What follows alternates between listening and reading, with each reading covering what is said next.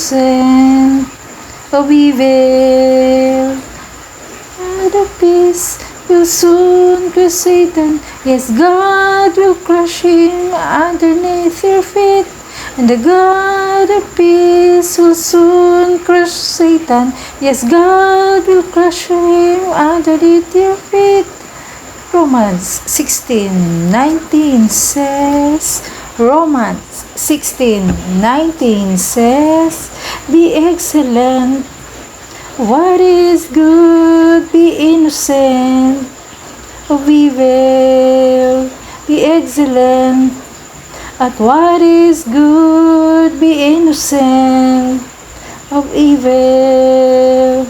And the peace will soon crush Satan. Yes, God will crush him underneath your feet.